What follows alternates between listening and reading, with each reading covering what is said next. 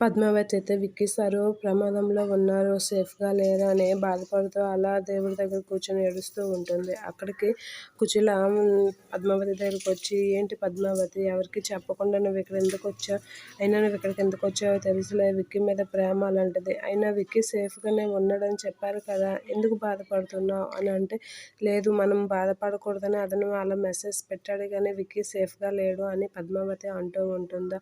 నా మనసుకి ఎందుకో అతను సేఫ్గా లేడని అనిపిస్తుంది అత్తయ్య అని అంటూ ఉంటుంది. ఆ మాటలకి అవునా, అలాగైతే మనిద్దరం కనిపెడదాం, నా ఫుల్ సపోర్ట్ నీకే అని అంటూ ఉంటుంది కుచల. అవును థ్యాంక్స్ అత్తయ్య అని చెప్పి వాళ్ళిద్దరూ, అయినా ఇక్కడ విక్కీ ఉన్నాడేటో చూద్దాం దా అని చెప్పి పద్మావతి ఉన్న కుచల లోపలికి వెళ్తూ ఉంటారు. అలా లోపలికి వెళ్ళి వెతుకుతూ ఉంటారు. అక్కడ విక్కీని అయితే కట్టులతో కట్టిసి ఉంటుంది. అది చూసి పద్మావతి వాళ్ళైతే చాలా షాక్ అవుతూ ఉంటారు.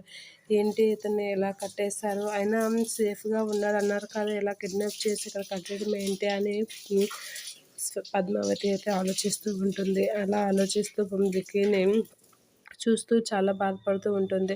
అలా ఎలా అక్కడ ఎవరికీ తెలియకుండా లోపలికి వెళ్ళి సారు అని పిలుస్తూ ఉంటుంది. ఆ మాటలు విన్న విక్కీ అయితే చాలా హ్యాపీగా ఫీల్ అవుతాడు. పద్మావతి అని అంటూ ఉంటాడు. పద్మావతి అయితే ఏంటి సారు అని చెప్పి అలా షాక్ అవుతూ ఉంటుంది.